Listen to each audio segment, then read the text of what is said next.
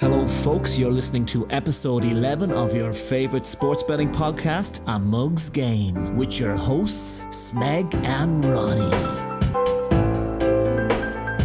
On today's podcast, Ronnie will be taking centre stage as he provides us with a comprehensive preview of both the Champions League knockout stages and the National Hurling Leagues. How are you, Smeg? Yeah, 10 points down between both tournaments so far. I'll have an explanation on those in a few minutes. As we speak, your favourite tennis player, Sloane Stephens, is currently in a battle, I see, with Pavlyuchenko in Melbourne. Yeah, but she once again she won the tie-break 7-6, a very, very tight first set. Now, she was 4-1 up and love 40 up on Pavlyuchenko for serve, and she let her back into it, but she won. She's got a great tie-break record, actually, Stephens. She's something like 59 wins to 28, which is just goes to show that when she's in the zone, she's very mentally strong. Yeah. So she won that. She's 2-0 up. So our outrights are looking good. The match bets, we're in a very small profit. The match bets, we'll do a proper preview of it in our next podcast when the Australian Open is done. Yeah. But so far we still have Stephens in there. We've got Muguruza still at a decent price, 33-1, and we also have Keys, who's playing very well at 40-1. They're all in there, but look, it's the business end. There's so many great players out there. We're going to need a bit of luck. Let's put it that way. We're going to need a little bit of luck, but we certainly are on the value. Let's put it that way. All to play for. So yeah.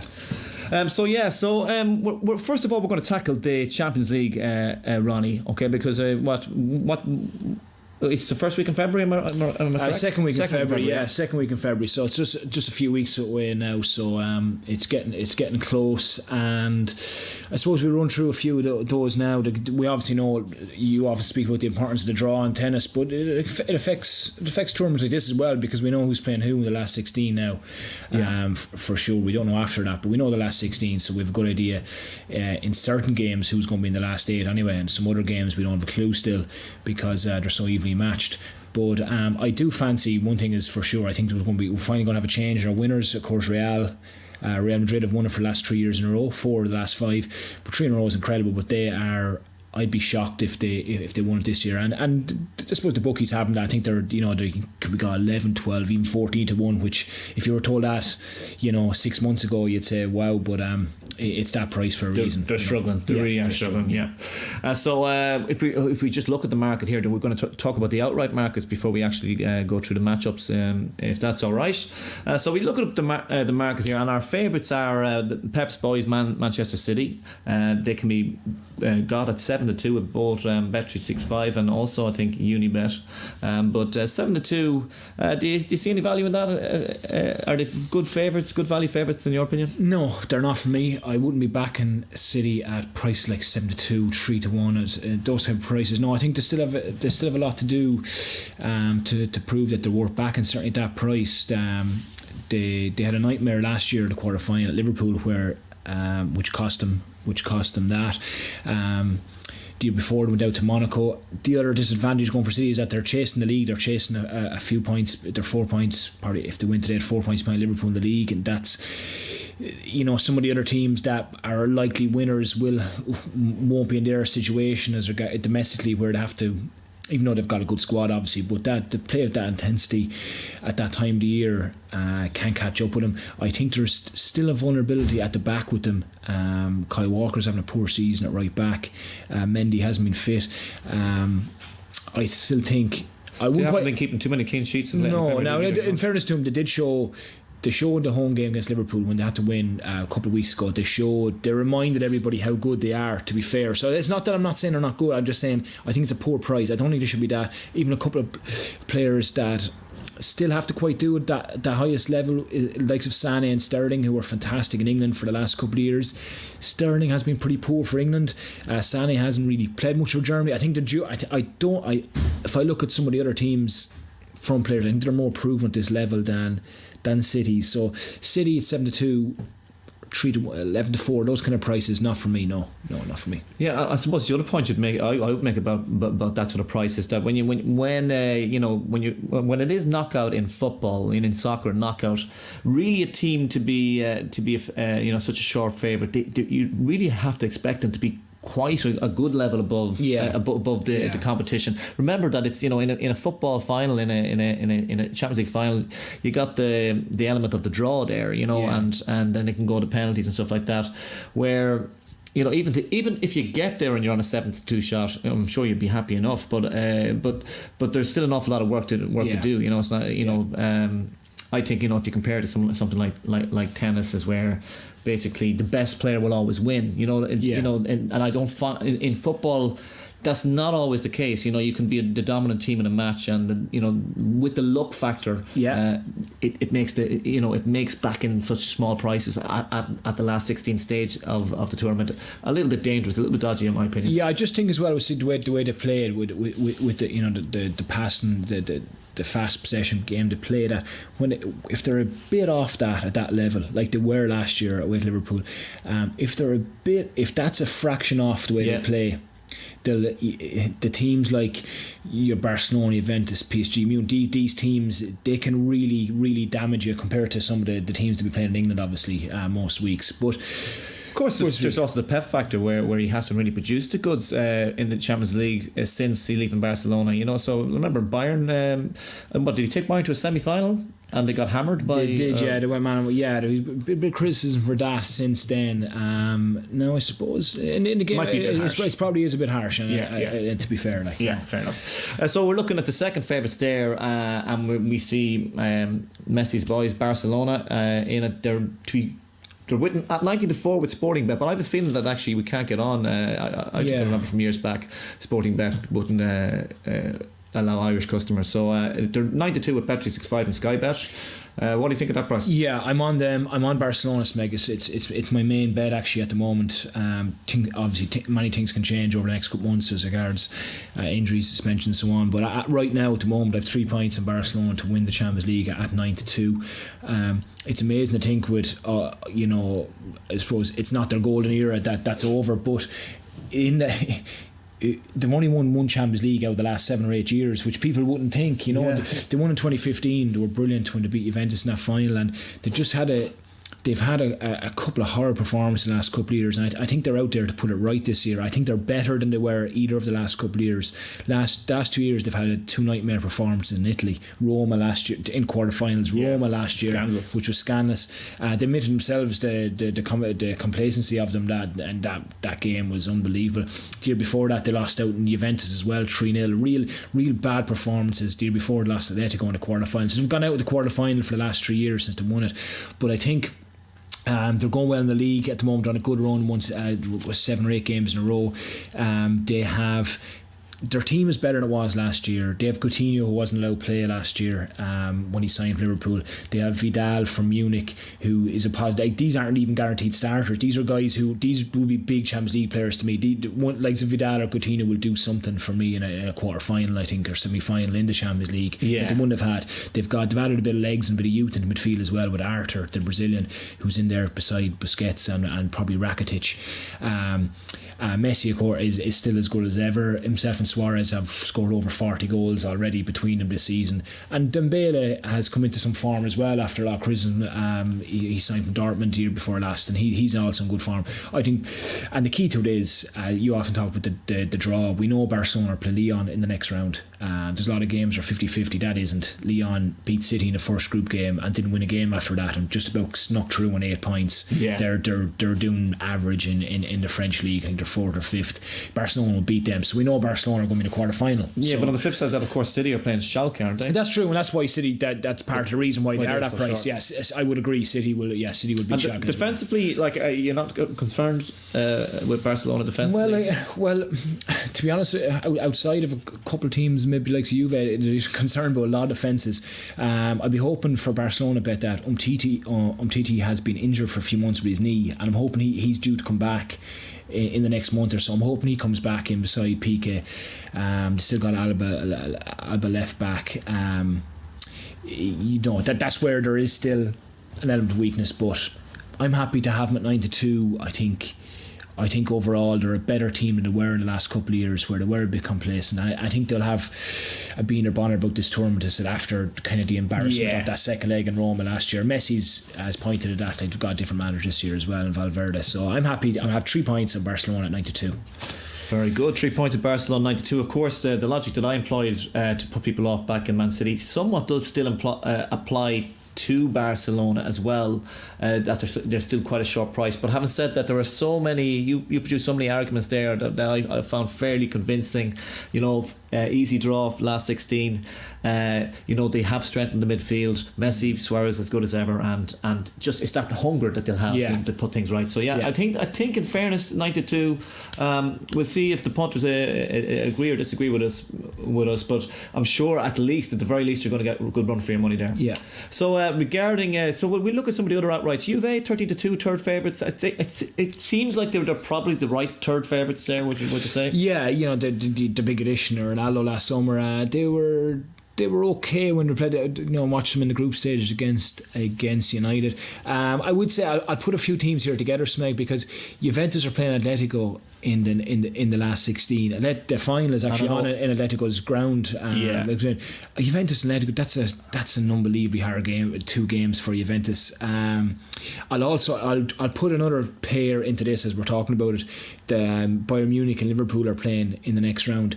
I'd put Juventus, Liverpool, Munich and Atletico almost together as a 4.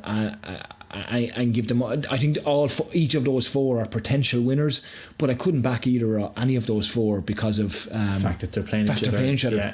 They're all 50. Like Atletico, but would Atletico at 22s not be the standout value price? Yeah, there it would be. And I said to you, with their game on with the final on there, and if.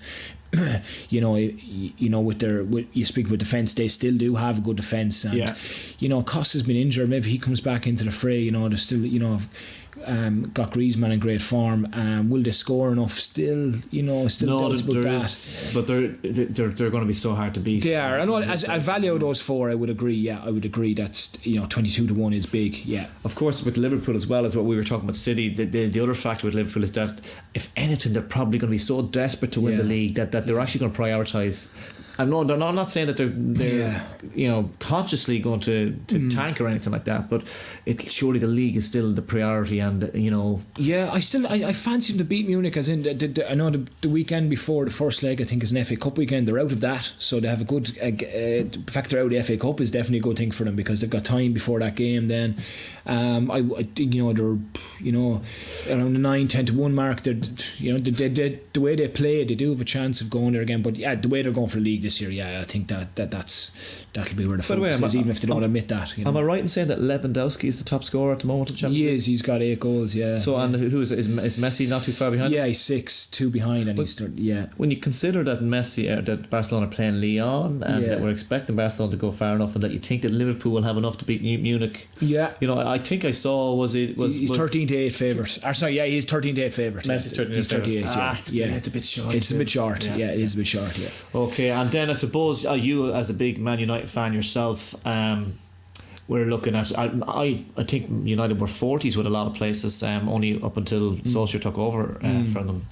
And they've gone into 33s with almost everybody except Black Type, who I'm not aware. I don't have an account with Black Type. If anyone does, they can give us some information on whether there are good bookies to bet with regarding providing value prices. But 33-1, would you see? Are they? I'm sure there obviously must have been a little bit of money coming for them. So do you think there's value in United at 33s? Yeah, unfortunately, I don't. Yeah, it's been a.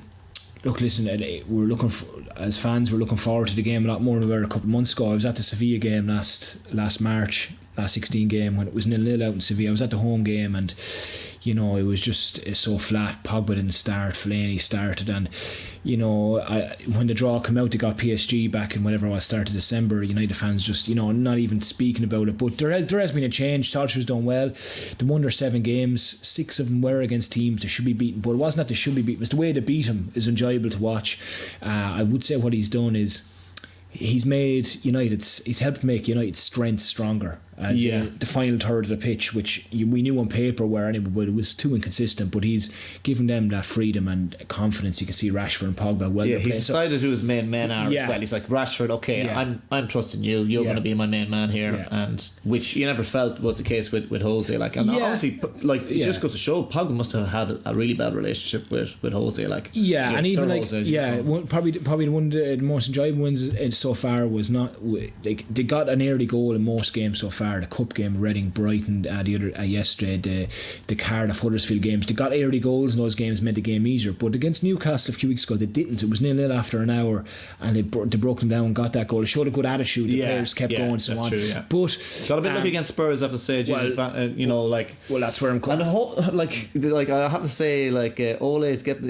I feel like he's getting a bit cocky. Like, you ever notice the in the press conferences, he's giving away what his methods and what he's doing. I'm just putting my arm around Rashford's back. You never hear Fergie or any of the boys say that kind of shit. Like, that's why that's the main reason I wouldn't be betting United anyway. I think PSG should still beat them, because the Spurs game last Sunday, the chances Spurs are the second half. You can't.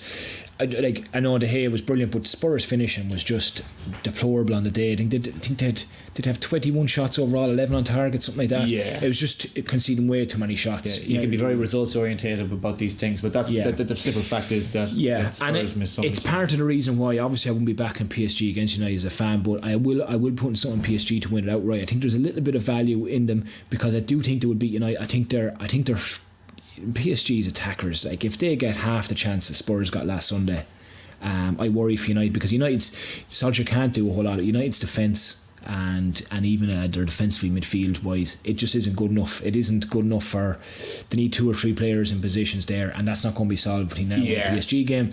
So I think PSG, that's my one other bet to make outright on it. I'm going to have 1 point on PSG at 15-2, 7-1 a lot of places. I've been backed at 15-2 to win outright. I think they will beat United, so I think they're going to be in a quarter final.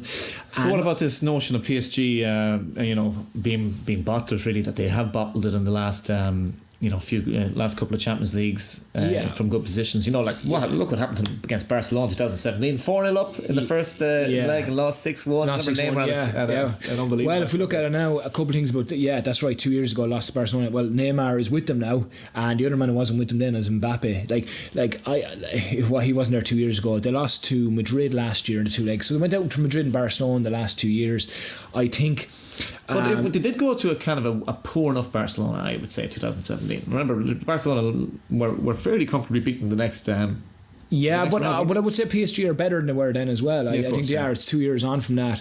Obviously, they're running away with the French league. I think there's not a better front three in Europe as a three than Mbappe, Neymar and Cavani. There is no other three as a complete as those three, now they bounced back. They lost Liverpool in the first group game, the group stages. They bounced back well in that group, beating Napoli and beat Liverpool the second time to get that top spot, which mattered hugely. And really, I think those three guys, the age profile that they are, I think the pressure has been on him, and it is on him in this tournament with the money to spend. But I think, as in you mentioned the word bottlers, I think most of these guys are winners outside of PSG. Neymar's won this with Barcelona, Dani Alves has.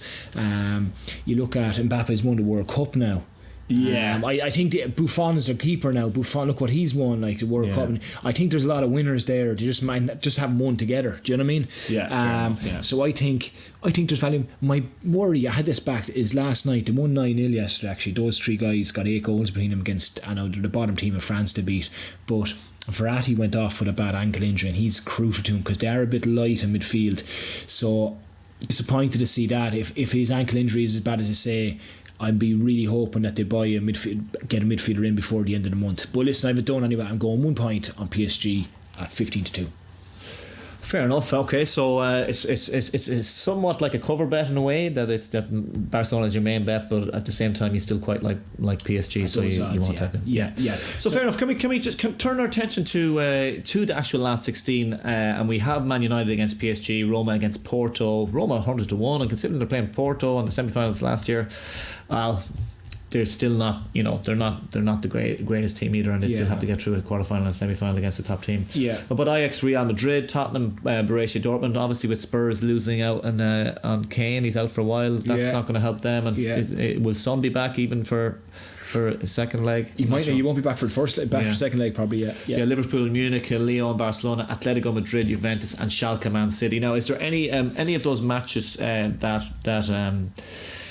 stand out to you as providing a little bit of value there?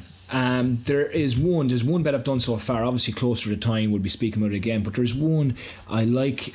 Ajax are at home the first leg in Amsterdam against Madrid. I briefly mentioned Madrid already. Madrid are having a horrible season on their second manager in Solari. They've only won half their league games so far. Even there, I saw last week they were playing Betis last week. They won 2-1. Betis had 74% possession against Madrid. They've had a few injuries and so on, but even if they're not scoring goals outside of Ronaldo even being gone. They just aren't. They have the top 25 goal scorers in Spain this season. They've got one Madrid players in that. Benzema has 7 league goals. That'll tell you, that's their top scorer. They're not. Marcelo is not playing the way he was. A couple of their older players aren't playing the way they were. Guys like Isco hasn't turned up this season. Asensio wasn't playing well. Now he's injured. Bale is injured 50%, maybe more of the time. You can't trust him to stay fit. There are just a lot of problems with Madrid, and I think. And spirit-wise, I think that there's a lack of spirit like there was before under Zidane. Yeah, well, they turned up big time in the Champions League last couple. I think it's a year or two far for them. I think it is. They didn't replace. He couldn't replace Ronaldo, but didn't even get someone in as a striker. I think they're going to pay for it. I think Ajax can take him in that first leg. Ajax, they're a brilliant group stage. They didn't lose again. They were in Bayern Munich's group. They drew Munich twice. You might say the last game didn't matter. It was a 3-3 draw they were going through, but they drew Munich 1-1 in, I think it was the second group game, and they're an impressive young side. I remember they lost the Europa final to United 2 years ago, and they said they were just too young. Well, they're a couple of years older now, and they've got Tadic has come in for Southampton this year, and he's playing brilliant stuff for him.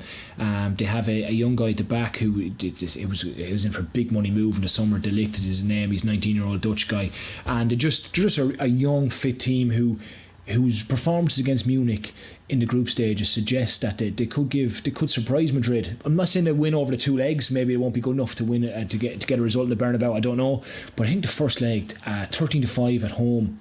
Their home record is unbelievable this season. They've basically won every game at home in the league. They've won, but against scoring a lot of goals. Poor opposition. Yes, poor opposition. But even in the Champions League as well, as I said, they drew Munich there. They beat Ajax 3-0 there. I think they can give Madrid a fright. I think they can win the first leg. So I'm having 1 point on Ajax to beat Madrid in the first leg at 13-5. 13-5 with, is it Sky Bet? That's with Sky Bet. With Sky Bet, I think they were 14-5. Obviously, maybe a bit of money came in for them, and they're 13-5 now. Yeah. That's fair enough. I think for a good young side like that to be such a big price against a struggling Madrid at home. I'd be happy with that. And but what about any of the other? Nothing on the others, I suppose, mate. A lot of them are very, very tight, too hard to call. I'm going to leave it at those 3 bets in Champions League. 3 points on Barcelona to win outright at 9-2. 1 point on PSG to do the same at 15-2. And then match betting for first leg, I have 1 point on Ajax at 13-5. Okay, that's grand. So we might revisit it if anything comes up. We might revisit that last 16 in our next podcast. So the National Hurling League Division 1. This is what we're going to turn our attention to now.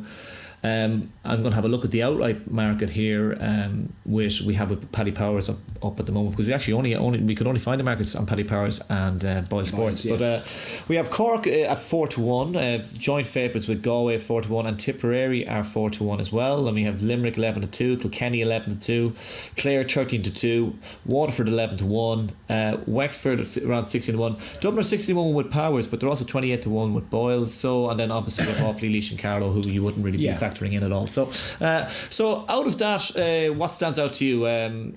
Those prices.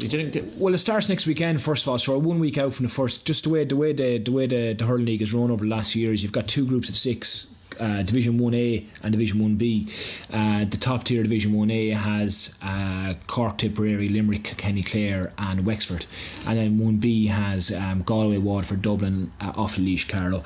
So You know, the way it is for the league has been brilliant for over a 5-6 year period where the matches meant so much, and it's meant so much in the top tier to stay up, not to be in the bottom two for a playoff to go down, and this was going on. Now you're still going to have a lot of good games, but I think the league is not quite as important as it was because the championship is now on a league basis. So for example, you've got 4 Munster teams in 1A. These guys are going to be playing each other in championship in May and June. Will it be quite the same as it has been over the few years? I don't think it will be.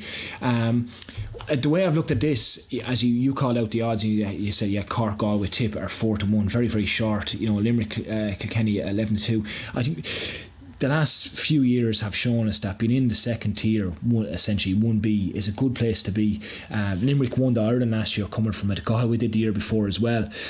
Now we're not speaking about Ireland right now, we're speaking the league, but even the league, if we go back, 3 of the last 4 league champions have come from 1B.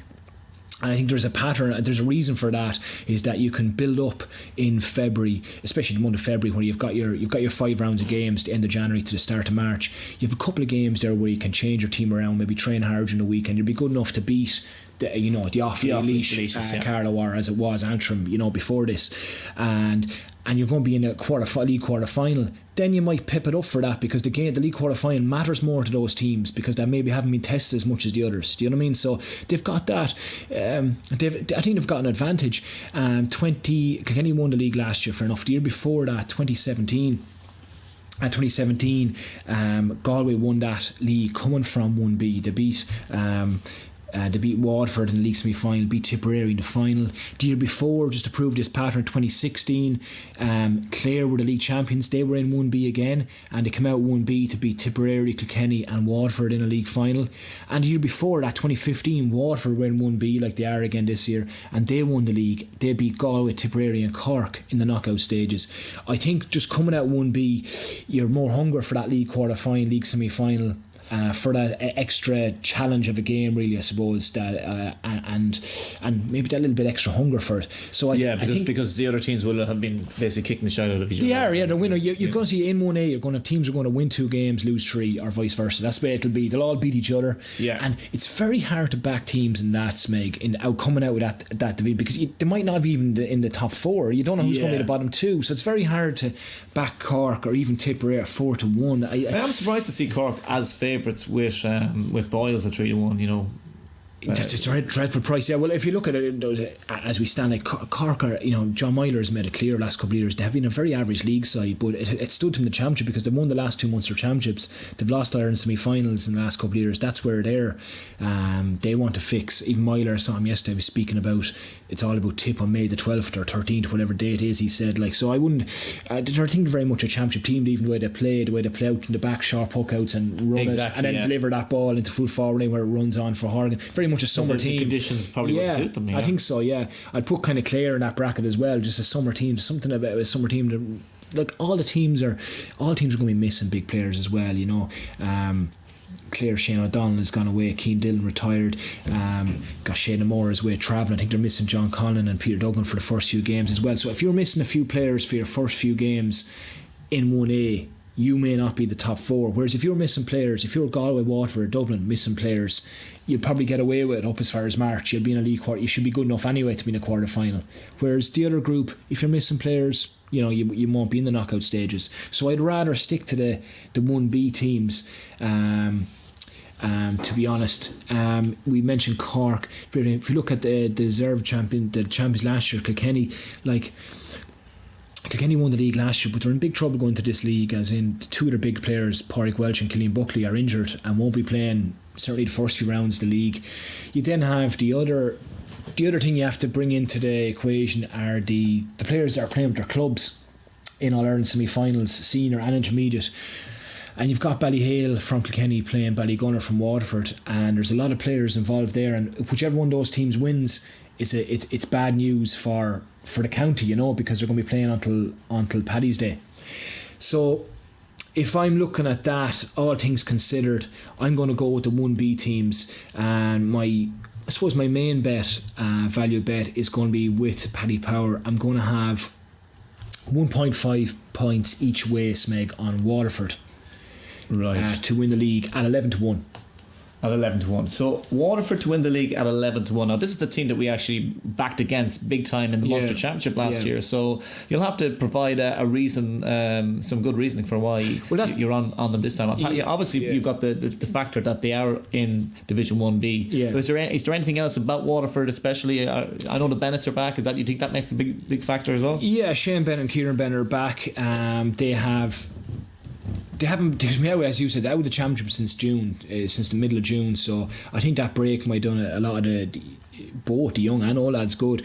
I think they got a new manager in Pádraig Fanning as well. Last year was a disaster. They went down the league. They got relegated in the league as well as what happened in the championship. They did an awful lot of injuries. We spoke how unlucky they were. I think 11-1 for a team that's they're going to beat Offaly, Laois, Carlow. Then they play up in Parnell Park in Dublin. Then they play Galway in the last league game. They're going to be in a quarter final. I think that even from listening to a few of the manager's interviews, I think they will treat that very serious. I just think 11-1 when you consider some of the other prices is a great because it is so even. They'll be coming into the quarterfinals. Yeah, I know what you're saying. Yeah, like it is, because there's so many teams that are even, especially at the league level. Yeah, there's not. One thing I will say is, as I mentioned, Ballygunner are playing Ballyhale in a few weeks. It would be great for this bet if Ballyhale beat them, because Philip Manny and Pádraig Manny, of course, the free taker, play for Ballygunner in particular. And if they lost that game, they'd be back in a few weeks after that, I would say. Whereas if they won, you'd be without them for the league, But would you be expecting a price change then if they got beaten? Would you think Paddy Powers and the likes of Bud Sports, would they be on to changing the price there, or would that not be factored in? Sometimes like in tennis, small, I know a lot of times maybe a small change. I wouldn't expect a whole lot. But I would be hoping Ballygunner lose that game, so the two Mannies will be back in a few weeks after that, and they'll certainly be there for the knockout stages. But I like Waterford at 1.5 points each way on them, 11-1, and on a similar team to that, you in the same group, at massive odds with Boyles. I'm putting a half point each way in Dublin. 28-1 is just, it's just the price for it. They're going to be in. I was thinking that, because when you consider with Paddy Powers, they're only what are they? 16. So 28-1 with Boyles. 28-1. Such a difference. 28-1 with Boyles. Look, they're going to be in a quarter final as well. They're in a way better place than they were a year ago, because for the last 2 years they've been very lucky. The league Cool have been on Ireland finals for the last 2 years. Yeah. So they haven't had any of those players this time of the year. They've got a more settled team now after a good year last year in the championship. Right now, as we speak, they were very unlucky last year in the championship. They were as well. Very unlucky against Kilkenny, and they had a couple of injuries in their forwards, and a couple of those guys are like likes of Eamon Dillon, Donald Burke. They're fit now at the moment as we speak. Anyway, their backline at the moment, for this league, the likes of Keane Callan, Owen O'Donnell, Paddy Smith, Shane Barrett, Chris Crummy, Sean Moore. These guys would be on any team, and they're all fit at the moment. So they've got that 1 to 9 positions are very, very solid going into this league. If they can get a couple other forwards playing well in the league, building it up throughout the up to the last round of the game, they could be a dangerous team in the quarter final in this league. And certainly they're not 28-1 shots, where we are backing them each way, so you're backing them to reach a final. So it's purely a value bet. I have to say, from my own point of view, I thought with nines of Kilkenny at considering their last champions, and I know they're in Division 1A, but they're the champions from last year. I thought nines was looked like a reasonable price, an interesting price. You look at the league last year where Kilkenny went they'll always be competitive, but TJ Reid was the best player in the league last year, and there's this he's not the Ballyhale players aren't available, and if they beat Ballygunner, they're not available for the whole league. That's TJ Reid, that's Joey Holden, that's Colin Fennelly, maybe a couple of the Mullen brothers. There's just too many players added to what I mentioned with Pádraig Walsh and Killian Buckley. There's just too many players not available. I couldn't be backing them to win for sure. I couldn't be backing them to win. So I am going with, I said, 1.5 points each way in Waterford at 11-1. I'm putting a half point each way in Dublin at 28-1. And that's with Boyles. As regards actual winning it, one of the teams, the other three teams we didn't mention, I suppose, are Limerick, Tipperary and Galway. Limerick are Ireland champions. The last few years have shown the Ireland champions haven't had success the year after. I think it's very difficult to do that. I think Tipperary have Liam Sheedy in charge now. They will where their attitude would be for league, I'm not sure. I know they're training very, very hard at the moment. They got to league final last year, but then were dead for the championship. Maybe they'll reverse their focus not this year. I'm not so sure. I think 4-1 is still a bit short on them. Yeah. It matters. Galway are the team at the shortest price team that I would like to back. They're in 1B. They won the Walsh Cup yesterday. Joe Canning is playing already in the year. The last couple of years he's been injured this time of the year, so that's a boost for him. My issue with not backing Galway heavily at 4-1 is because they've got so many players involved with clubs. St. Thomas will probably be in the Ireland final. That's a couple of their players not available basically for the whole league. I think they have an intermediate team. Their intermediate club winners or more are playing as we speak. They're playing St. Gallus Mantrim today as well. If they win that's another few weeks without them as well. That's Garrow McInerney and Niall Burke, and with Thomas's you have David Burke, Conor Cooney, big players. Joseph Cooney's gone travelling as well. Dahi Burke's with Corofin with the football. It's a lot of big players playing involved with their clubs at the moment, and maybe for the whole league that might rule them out. Yeah. But they have a good squad. They're in 1B. I will put 1 point win on them at 4-1 at the moment. I know more. You're actually going to go for it. I'm going to put 1 point win on Galway. I think they're most likely winners, so I will put a point on them at 4-1. As I said to you, the reason why I won't stake more is because of the amount of club players that aren't going to be available to them. Sorry, for a foreseeable future. So I'm going to stake 5 points altogether in the National Hurling League Smeg. 1 point on Galway win. 1 point, 5 points each way on Waterford at 11-1. Yep. And a half point each way on Dublin. At the moment, they're my 3 bets, Meg. Okay, that's brilliant, Ronnie. Yeah, so that's 10 points staked altogether, 5 points on the Champions League and 5 points on the National Hurling League. That's it, yeah. So yeah, we just we had a few questions. We're going to wrap up the show now in a few minutes, but we had a few questions that were sent to us or tweeted into us. One was from Shane Wall here, and his question is: do you lads take breaks from gambling for periods and discuss the pros and cons to always being on the lookout for the next bet? Well, I can speak for myself. Yeah, I absolutely do take breaks. I generally, most of my betting does be focused around the Grand Slams, so the tournaments, the tournaments pre-Grand Slams and the Grand Slams themselves. In fact, I don't really bet much on the second week of the Grand Slam. If I have an outright still there, I might do cover bets, but I generally feel that the value is gone in the second week once you get to the last 16 and the quarters. But then I do like to take breaks. I just think it's good for your I don't think it's a good thing to be always looking out for the next bet all the time, because eventually, if you're always in that gambling mode, as we mentioned before, you'll end up forcing the issue and taking bets that aren't actually value, because you're in that mode where you want to take a bet, and then instead you chase the value instead of let the value chase you. So, and I just think one thing about betting, it can be a very consuming thing, so I think it's important to just kind of just take a break from it. So when the Grand Slams aren't done, I usually have my bets on a Sunday, my outright bets on a Sunday, and I stay away from the match bets, because another thing about the match bets as well in those scenarios is that in the smaller tournaments you never know at what level the players are going to be motivated, like, whereas in bigger tournaments like Grand Slams they generally are motivated. So it's good to stay with the match bets there, just for yourself. Yeah. So I don't know about Ronnie, what would you say to that? Well, I think it's different for you as a tennis punter, and even if someone a horse racing punter, like, there's so much on daily. I'm not either of those, so I think they take up a lot of time. I understand what you mean. The tennis is very intense. You've got so many matches on on that base. I wouldn't have to take a particular break. I would be looking ahead, say, on a Sunday evening. I would look at the fixtures ahead of soccer, what's coming up next weekend. Not particularly looking for the bet. I wouldn't call it looking for the bet, but I'd certainly know the prices and know the fixtures. Look, you're right what you said, but looking for the bet is a dangerous thing to do. That's why if I could raise my percentage of in running betting, I'd be doing a lot better, because when things are in running, they can come to you more than you looking for them. The situation is there for you.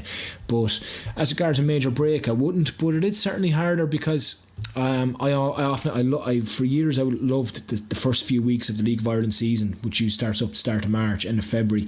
I always loved the value in Division 1, where there was a big gulf. There was always a team who were in real disarray before the season started, like of Athlone Town last year.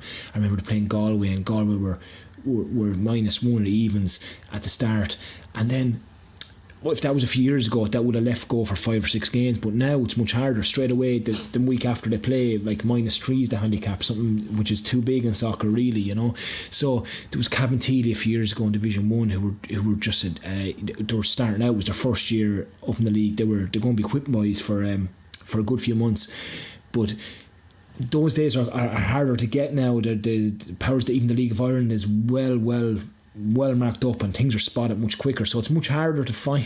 You've got to go deeper to find that value. I know I'm getting away a bit from the question of the break, but no, I would, as regards break, I wouldn't say, oh gee, I'm not going to do bet for 2 weeks, 3 weeks. I wouldn't quite do that, no. But I think yours is different. I think the tennis is more intense. It's a lot more matches on at one time. During Grand Slam time, it's very intense for me. So I actually feel like I need the break from it as well. But I know what you're saying there about the value. Sure, that's been the case the last 10 years. There's been a sort of a desertification sort of a process where basically, you know, like 10 years ago, you could find value in fourth round or the quarterfinals, like still. But now you're really searching for qualifiers in first and second rounds, and after that, really, the bookies know what they're at, you know. But I think one of the cons is that, you know, when you've been away, then do you, when you come back into it, do you have the knowledge to actually make some money? And I think the way to do that is, first of all, if you know the players, you know their games, you know, you have that sort of knowledge stored in, and I think the best thing to do is then just watch for a couple of weeks, just watch what's happening for a couple of weeks, and not try and go back straight into the betting. And then when you've seen enough. And what about your feeling though? If you haven't betted for a couple of weeks, but you know the results, and you're like, I would have backed. That's what I would have backed. Would you ever think like that in your mind? I would have backed that. Not really, to be honest. Steve. That's okay. Not really, to be honest. I said the last point as well. We got some feedback about the cash out thing. I know obviously Shane Wall as well also said that one of the biggest points that we didn't mention, I failed to mention, is that regarding offering the cash out, is that the reason that they offer scabbier prices than the cash out, and I made the point is that the best thing you should do there is not take the cash out, but to cover by backing the opposite player in a 2-horse race, or maybe backing the opposite team or results, because you get more value there. But he was saying, well, the thing about that is that most people don't, you know, especially if they have a small accumulator that's due to make big money, most people don't have the sort of money available to them where they can make that cover bet. You know, it's like, say for example, you put on a €10 bet to win €1,000, for example, and you got one, you know, you got 10 teams and you got one team waiting, or one player in tennis or something. You know, you might need to back put a few hundred on the other player to cover, but a lot of people mightn't have that few hundred spare. So the bookies take advantage of that by offering you the lower price. And I know, of course, Paul Reynolds kind of said to me, we made the point about something that does happen is that, you know, if you have one player, a lot of the times, as you said the point, a lot of the times the bookies don't give you that opportunity to cash out sometimes. Like, and I think, like, Paul Reynolds actually made the point that they wouldn't be doing that out of risk for. There would be more complacency or more, you know, it wouldn't be because they're trying to screw you over by any means. Is that what they would normally be trying to do is to try, if they're on it, they'll offer you the worst price. Now, for example, if the first 7 teams of your accumulator were due to win 700, you know, if you just took their prices alone and the total amount would be €1,000, say. If you took the first 7 and 7 teams €1,000, what the bookies would do if they're onto it is that they'll offer you a cash out of €930 or something like that, 920 when. So it's So I always say, like, as I said, it's just one of those things that it is a good point regarding. That they recognise people don't have the sort of money. A lot of people don't have the sort of money to make those cover bets, and that's why they can offer these scabbier cash out bets. But it's just one of those things. If you can, just to point out, if you do have the money to make cover bets, make sure you make it. Now, bad news as well for us is that Pavlyuchenkova has won the second set. We could do with Stevens winning this one, because if she wins today, she could play Collins in the quarterfinal, and there would be covering opportunities from there. And so hopefully she gets through. If she doesn't, we still have 3 other girls in the race. So yeah, that's it. That's it. If you like the podcast, make sure you share it, retweet it on Twitter, share it with your WhatsApp groups, and follow us on YouTube, Mugs Game Podcast. And Ronnie, if you and we'll be back in 2 weeks' time, where we will have a good look at the 4 divisions in National Football League, and we'll also see how the Australian Open finished up for us. Thanks very much. Brilliant stuff. Okay, thank you, folks. Good luck.